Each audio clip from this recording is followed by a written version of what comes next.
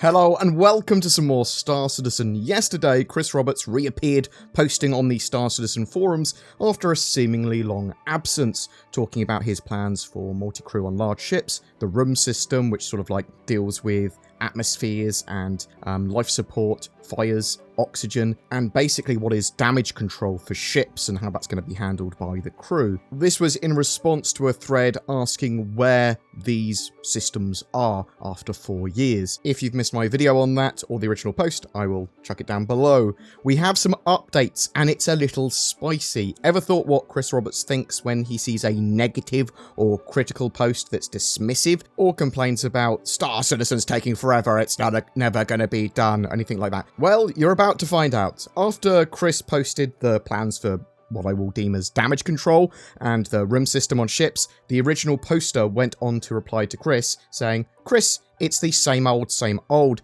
I didn't even want to reply, but here we go. We are working on it. We know how frustrating it feels. We have this already in game, but Tech X is missing." Chris continuing describing in detail how the system is supposed to work one fine day. I don't even want that much detail in the damage model. I'm perfectly fine with a damage model and room system that looks fine at first glance. In 8 years, CIG has not achieved that. Lots of basic mechanics are still missing, and what we have is amateurish at best. What you, Chris, describe in your comment would take at the very least another 10 to 20 years. That is the problem, ignoring the basics, using amateurish mechanic placeholders, talking about how grand the game will be, but you will never be able to deliver so much detail, which we don't need. Make it believable at first glance, done, unless you get 4 times as many people. I will surely check again in 1, 2, 3, 4, 5 years, and I am sure we will hear the same excuses. So that's, I think, a reasonably frustrated post about how slow the development is for the game, and I think some people will definitely be able to go, yeah, I mean, we have been waiting for years for some of these mechanics, and some of those points are reasonable, others are a little less than reasonable and quite personal, but it is very much a sort of frustrated post. Chris has further replied to this. "I wouldn't normally do this, but I know you've invested a lot of time into Star Citizen, including on the testing and community content creation, so I'm going to take your reply as a sign of frustration and try and add a little more context to help you see the bigger picture. What were you hoping to get from your original post? I was assuming it was, I was wondering where we are almost 4 years later, tested a few things and made a video. I shared information on where we are and why you don't see something you thought you should. Part of my motivation for answering is that I commonly see people assume things that aren't true, like the room system not being in game because one aspect of the system doesn't behave like they think it should. I wanted to give you extra context and information so you and others in this thread had a better understanding of what is in and isn't, and why it isn't, and what's left to do. If you want to encourage me or other developers to answer questions, then it helps to not turn around and question people's professionalism or make sweeping statements. If someone did that to you in your job, I am sure it would be irritating.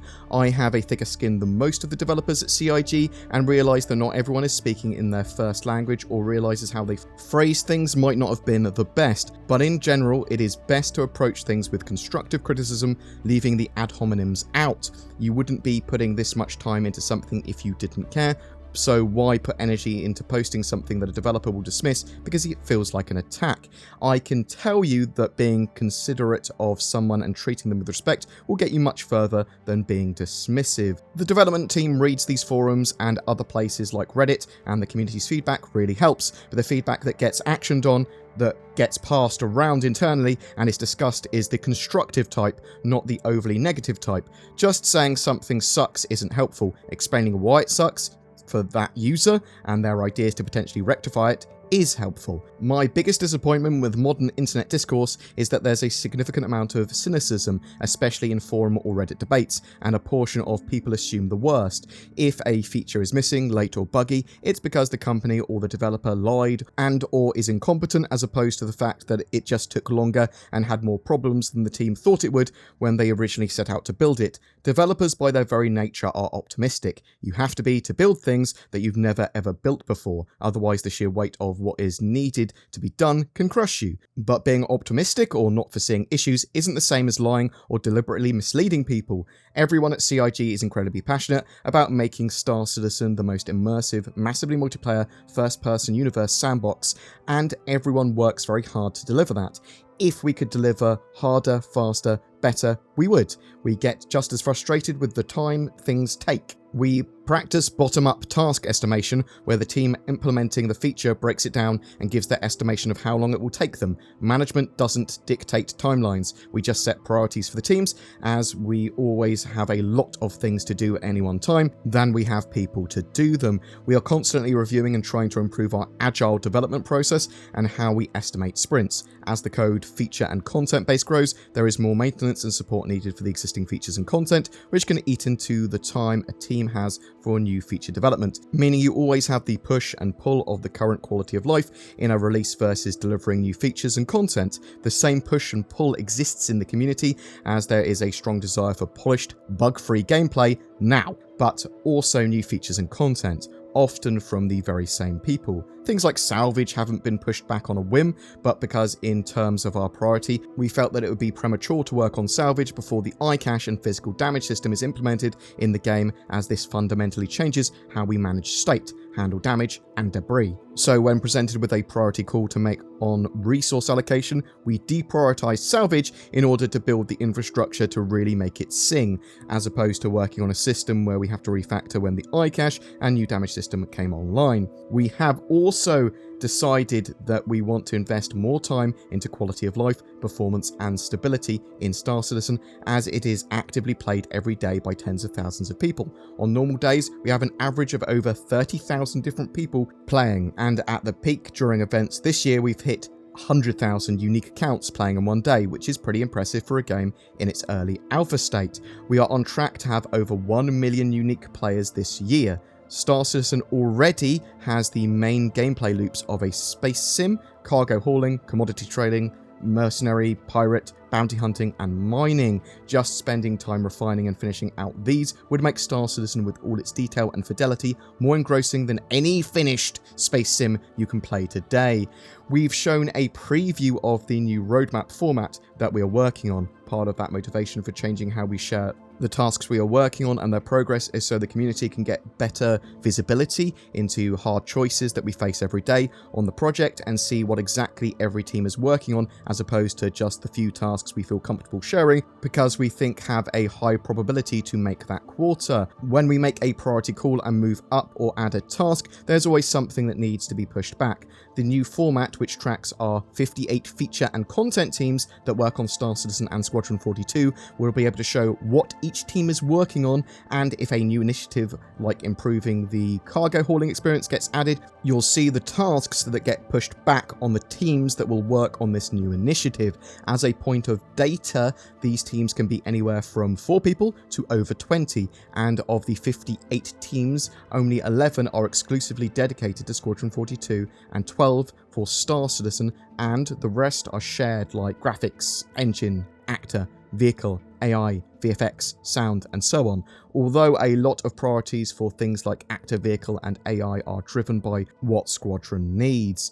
Switching the roadmap format was something that I made a priority for us at the start of the year, when it was clear that the current roadmap format wasn't helping, especially as the teams didn't really want to commit until absolutely definitely their feature would make it, which you'll normally only know about 6 weeks before release. Due to the vitriol they would see when a task was pushed back, despite our best efforts to get everyone that looks at the current roadmap to read and acknowledge the caveats, which explicitly say some of the tasks are likely to slip. Getting tired of this, I felt that it would be best for the community to see the same view I and the rest of the senior development management see on Star Citizen and Squadron 42. This won't stop people from disagreeing with our priority calls or how long something takes, but at least it will share the overall picture and people can see exactly what everyone is working on at any moment and how long it is projected to take. They will be able to see it change when it does for us and hopefully appreciate how many people are working really hard to make Star Citizen a game like no other. One of the reasons the new roadmap is taking time is because we're building a system that visualizes all this as a top level directly from our Jira database. We plan to use a more verbose version of the public roadmap for our internal sprint scheduling, so the data you will see will be a sanitized version of what we see. We don't share individual developer names and assignments publicly for obvious reasons, but internally we will see this. I sense from your reply to me that it's the time taken and priorities that you're frustrated with, as you feel like we're focusing on the wrong things. I can see that point of view, but you're looking at it from the outside without the full knowledge of exactly what it will take and the order it needs to be done in to deliver the gameplay that will set Star Citizen above everything else. This is the game I've dreamed of my whole life. Now I'm in a position to realise it. I'm not willing to compromise its potential because it is taking longer than I originally envisioned. What I will commit to, and what is an internal priority, is to improve the current gameplay and the quality of life as we go, as Star Citizen is already fun in many ways, even if more buggy and not as stable as I would like, and just finishing off and polishing the basics will make it play as well or better than most other games. I can promise you the gameplay I described is not a pipe dream, nor will it take 10 to 20 years to deliver. I describe systems we either have working or are working on. We've even shown early versions of some of this like fire on Inside Star Citizen. I can't promise you exactly what quarter it will come together, but once the new roadmap web work is done, you'll be able to see the team's progress to achieving what I'm describing in real time. Thank you for your support and passion over the years. I hope this extra insight was helpful.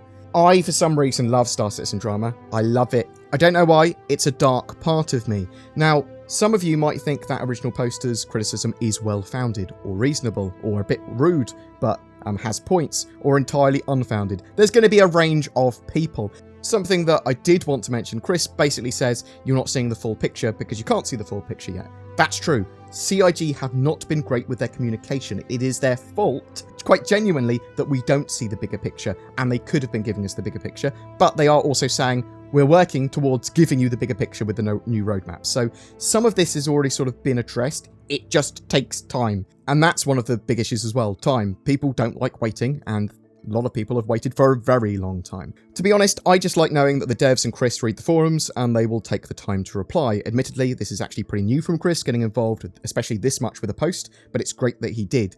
I think it was a good thing to do that Chris reaffirmed Star Citizen's development position. It's not going to take another 10 years, that's basically what he said, but it will take a long time to get the game that Chris and a huge amount of other people want, and they are working on it. The development of Star Citizen is extremely slow, at least from us looking at Star Citizen. We don't see the full picture, and we are left a bit wanting, especially when the communication slips of what's happening with features, the roadmap, and the development in general. However, Chris Roberts and Cloud Imperium will not compromise on their goals. Love it or hate it, that's what they're working towards. However, it does appear that they've got quite a high sort of like level of confidence in the new roadmaps being able to convey the data and the information about development for Squadron 42 and the Persistent Universe that we've wanted for a very long time, giving us a much deeper insight to what the priorities are, what teams are working on it, why they're working on it, basically, I suppose, and when they get rejiggled and moved around, we see at real time, which is what I've always wanted, a more accurate, insightful roadmap. But what do you think? Do you like Chris's response here? Was the original poster's criticism well-founded, though? Do you think the new roadmaps will actually help with communication significantly, or do you think Cloud Imperium will slip back into being a bit less communicative again and the same old problems will sort of come back in a cycle? I always think as long as you can remain civil, then you should be able to be free to talk and participate in a conversation. And please, in the comments, be civil and realise that lots of people are going to be talking about stuff with Star Citizen from very different views, from people that are just waiting for the game to be completed, to people that are playing a lot now, to people that are sort of like don't believe the project will ever come to fruition, to others that don't mind waiting for years. So thanks for watching my videos. I'm genuinely interested to know what you think in the comments below, though. Please leave a comment there.